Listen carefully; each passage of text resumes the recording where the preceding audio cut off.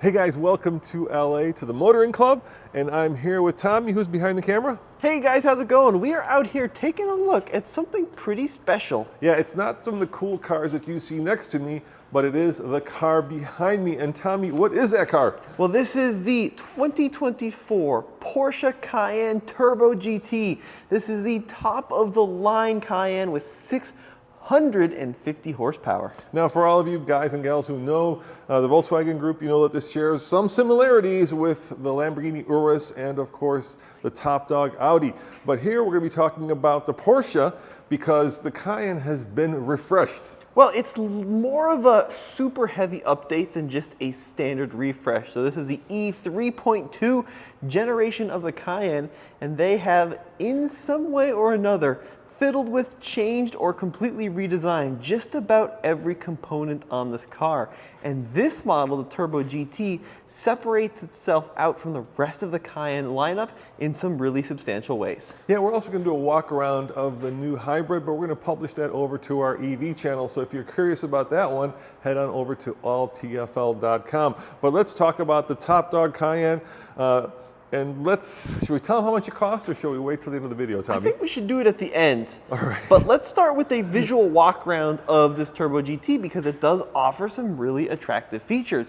Now, starting off with the headlights, very angular, very crisp. So you still have these 4 LED light pods positioned in the center of the headlight, but much more aggressive, much more angled. Now, next to the headlight, you notice the new hood here with this dome. So Porsche has accentuated this power dome hood to feature the new powerful engines, which we'll talk about in a second here, excuse me. And then as we come down to the center of the vehicle, more aggressive air intakes on this Turbo GT model. And I love this lower front splitter that has these openings for airflow, but it makes it look like an absolute race car. This is about as high performance of an SUV, as close to a 911 GT3 as you can get in a tall riding all-wheel drive vehicle. Now, the base Cayenne starts at about 70,000, give or take. That's, of course, without any of the options. But this is the only one that comes standard with these 22-inch wheels, Tommy. Yeah, and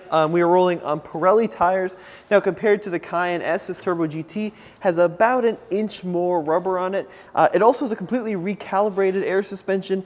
In its lowest setting, it sits about 17 millimeters lower than any other Cayenne with the air suspension, which is pretty cool. Now, as we come along the side here, we see the carbon mirror caps on this model, and then all the trim is blacked out on this particular example, so no chrome, the black trim around the windows, the black B and C pillars, the black door handles, which contrast against the white beautifully. And then, of course, the GT is only available in the coupe form, so there's 2 versions of the standard Cayenne, the traditional wagon body and then the coupe. The GT is only available in the coupe. Here, I'm doing my Vanna White, Tommy. Yeah. So the coupe basically, gives you a much more sloping tail, and it looks a little bit more fastback versus utilitarian. Now, the other cool thing about this car, or that you might be interested in, is that the wheelbase on the new Cayenne is basically the same as the old Cayenne, so they haven't really messed with the wheelbase or the length or the interior volume. Yeah, and there are certain things which remain the same, like the firewall, like the floor pan, right? So it's not an all-new generation, but it's a heavy refresh. And then out back here, we've got the twin spoilers. The Turbo GT has a larger duckbill. And then as we make our way to the rear, Yeah, look at those exhaust pipes. yeah, the center-mounted exhaust on this Turbo GT with the carbon splitter in the rear. And then one accentuated taillight here, Turbo GT badging, and then Porsche written there across the middle. And a very attractive design. Yeah, and so, much of the change that they've brought to this latest generation, I believe it's the 6th, the first Cayenne came out in 2002, if I recall right, Tommy, because we had one for a while, is actually inside. But before we get to the inside, let's look under the hood. Let's see how this engine looks like. The one thing I would say about this engine is, the way that most modern cars are, I'm betting, and I haven't looked, that there's a big plastic cover on top of it. So I'm not sure we're going to, yep, look at that. Yeah. But underneath the plastic cover is the exciting news. So we're looking at a 4-liter twin turbo V8, and in the Cayenne GT trim, this Turbo GT trim, they're advertising 650 horsepower, 620 pound-feet of torque, mated to an 8-speed automatic, of course all-wheel drive, and they're claiming a 0 to 60 time in as low as 3.1 seconds. Do you remember the top speed? It's like 190, right? It's 189. Oh, I was close. You were so close. Yes, 189 miles an hour. And then, of course, to slow you down, you've got the Porsche carbon ceramic brakes there. Which are standard. Very, very cool. And then these, of course, the P0 Corsa tires. But let us know what you think of the exterior design of this car. What do you think? How does it compare to the Urus and the Audi? You know, they just gave us a product presentation, and this face of the Cayenne has pretty much been very evolutionary since the first model. How does it compare to, you know, it's obviously much less expensive than the Urus, and I would say that Porsche would say that this has the fastest Nürburgring track time out of all those three cars. So, which one do you like to design more, like I asked? Oh, which one do you like to design more? Oh gosh. You know, I would say if you're, I'm going to be very politically correct here. I would say if you're a Porsche fan, you're obviously going to like this. If you're a Lamborghini fan, you're going to like the Lambo, and if you're an Audi fan, you're going to love the Audi. To me, standing here. Okay, I'm going to take the answer over here because the correct answer is the Cayenne GT looks the best. The Lamborghini is a little too boy racer, and the Audi is a little boring. This is the best looking of the three. Okay, I got to say I like the boy racer, Tommy. Sorry, but then you pay a lot more. So let's look at the interior. Yeah. Let me start this up and show you kind of what this looks like now. If you guys have been in the Taycan, you'll note that this is very similar, and they have done a lot of changes here, right? So first and foremost, you now have a very similar gear selector that you would have in the Taycan, and Porsche says that basically they're trying to standardize all their interiors. So look at this as the future of you know, Porsche infotainment and interiors. You know, they have taken the steering wheel inspiration from the 911. So if you've driven a 911, this is a very 911 inspired steering wheel, and you also have this drive mode selector now that you would also see in a 911, and that's pretty cool. So we've got normal, sport, sport plus, and then you can of course open up the exhaust and make it a little bit louder. What do you think of this interior design? And there's also a screen here, by the way. Yes, you can get an optional passenger screen now in the Cayenne. Yeah, I think you're exactly right, Dad. There's a lot of Taycan influence. Starting with the instrument cluster, we got that 12.6-inch display, and it's a curved independent display, so you can see how there's actually a curved display there across that that screen. And then making our way to the middle, the standard infotainment screen here in the new Porsche PCM system is great, super easy to use, really fast, really intuitive, great colors. And then of course there is the optional passenger display, which you can get here. A lot more customizability now in the Cayenne too, so all these strips across the dash, across the door, all of that is customizable. Have you seen this? I am in the gravel / off-road mode. Now the first generation actually had locking diffs, the kind of typical off-road stuff that you'd expect.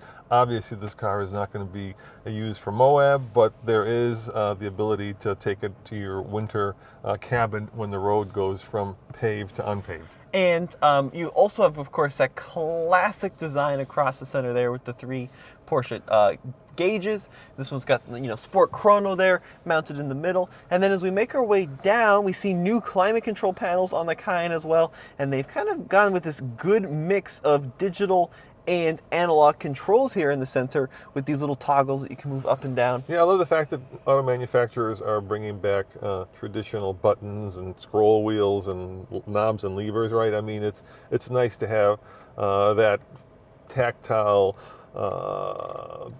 feel of actually working stuff. If you recall, Porsche was the king of having, you know, like a 747 style cockpit, right, with all the buttons and all the different controls. And people said there were too many buttons. I miss those days, Tommy. So moving the transmission selector up here has freed up a lot of space across the middle here. Got big cubbies, we got big cup holders here. Standard on the Cayenne now is a 15-watt wireless charger with built-in fan to keep it cool. Of course, Cayenne's been known for these grab handles across many generations. Yep. And then up top, we've got this beautiful suede headliner, no sunroof in this particular model. And of course, your stop-start button is on the left side where Porsche would say it should be. Yeah, right. Whether you believe that or not, it's certainly a Porsche thing now. Of course, Tommy, you know this. You can customize this car in about 3,000 different ways. Like for instance, see this strip right here, which is kind of carbon fiber. Yeah, as I mentioned before, Yeah, you can change paint that up. You Yeah. can change everything in here. Interior colors, of Colors, course, yeah. pink to sample. You got tons of interior options in here. And if you like this, you can actually go on the website now and configure this. Yep, and the 2024 Cayenne will be hitting dealerships in summer of this year. So we're coming up pretty close to the on-sale date. This one has the illuminated kick panel there with the Turbo GT trim. Of course, full carbon roof on this model, which is really, really nice. Now, the coupe, believe it or not, accounts for roughly 30% of the Cayenne sales. So, you know, I think that the coupes kind of get an unfair rap among car enthusiasts who say, oh, just get the normal SUV. But 30% is a big number when you consider they sold tens of thousands of Cayennes last year. Now, did you know that between this, the Cayenne, and is it Macan or Macan? I always get those. Macan, yeah. Between this and the Macan, that basically accounts for 50% of all Porsche sales, Tommy. That's crazy. And did you know they've sold over 1.2 million Cayenne since they first started building them in 2002? Yeah, that's also pretty wild. Now, without a sunroof, I have plenty of headroom. I actually have plenty of knee room as well. So, if, you know, you don't feel like you're in a penalty box. If you put the kiddos in here, they're going to have, you know, a lot of room. And I like these very sporty curved seats. Obviously, leather everywhere. Heated seats back here as well. 2 USB-C chargers. Along with, do people still smoke? I think they vape now, don't they? Well, I'm thinking this one might have the smoker's pack because it also has the cup holder cigarette. It does have tray the smoker's pack. You also notice this was a 4-seater configuration in this coupe model. And let's take a look at the trunk, Dan. Yeah, let's do it. You bet. We talked about the revised duck spoiler there, duckbill spoiler. On the new Cayenne as well, they've moved the license plate further down. Lots and then of room. Here in the trunk, yeah, you've got pretty good sized cargo room. I want to say it's 50 cubic feet or so, just over with the seats folded down. You got the view blocker here, and then you got some additional netting there along the sides. And because we have the air suspension, you can put it up and down using little buttons here. Cayenne now has the 2-valve PASM system, which is supposed to give you much better handling and performance, and we'll have a full driving impressions video soon. Is it PASM or is it PASM? I don't know. Porsche Active. I'm going to go with PASM, yeah. Okay. And then, of course, it's an we got acronym. 40, 20, 40 split, and let's see what's hiding under here. I always like to see. Well, you can see the space for the spare, but it's just a tire and Yeah, inflator kit. yeah. I'm not sure you're going to fit a 22-inch wheel under there. What do you think? So overall, Dad, I think this is a pretty cool option. You know, top dog spec. And what's the pricing start at? All right. So if you want a Cayenne, you could start at the base, which is a 6-cylinder turbo, at about 70,000. 79. 79,000. But of course, Porsche allows you to customize that to your heart's content. And so realistically, that's going to be a car that's going to be a little bit more expensive. Now, this car, Tommy, is a little bit much more expensive. Oh, you want to give them the number? Yeah, so you're going to be starting right about 170 grand for the Turbo GT model starting, and that's before options, of course. And then you can build that and spec it out to your heart's desire on the Porsche website. I thought they were like 196. Oh, you're right. I'm Yes. thinking, I'm confusing the 70 from the base model. Close to 200 grand on the Yeah, Turbo there you GT go. model. Even though I'm sure that people out there are excited to hear 170. I guess if you can spend 170, you can spend 196. So 196,000, and then of course you can option it out with, the Chrono package. And if you've been on Porsche Configurator, the world is your oyster, and that's one of the things that Porsche does really well. Obviously Porsche, like many of the manufacturers, are going all electric. And so, this is kind of the precursor to the next one, which will be electric. But from what we've heard through the grapevine, Porsche is going to sell the internal combustion and the electric one side by side. Yeah. So you'll have your options here middle of the decade as well. Now, if you're wondering what it drives like, you're going to have to come back because we are going to go from here and do a driving review, but that's going to be up on the channel in a couple of weeks because I can't wait to get behind the wheel, because really the magic, Tommy, with these cars is, when I was a kid, right, I always wanted a car with the driving dynamics of a 911, right, but with the utility and the usability of, well, in my time, it was like a Suburban. And with these cars, you get that, right? You've got incredible performance because of the modern electronics that allow you to have a car that, 0 to 60 in 3.1 seconds, fastest Nürburgring time, and yet at the same time, you can easily drive this around every day and, scare the neighbors with the exhaust. Well, let us know what you think in the comment section below. This has been Tommy. And Roman saying check out alltfl.com because we are about to head over and get the hybrid and do a walk around of that. So if you guys are more into the electric one, we're going to have a full walk around of that, or at least the partial electric one. And if you're wondering how big the battery is on the new one and how far I can go, you're going to have to come back and watch that video. All right, we'll see you next time. Ciao.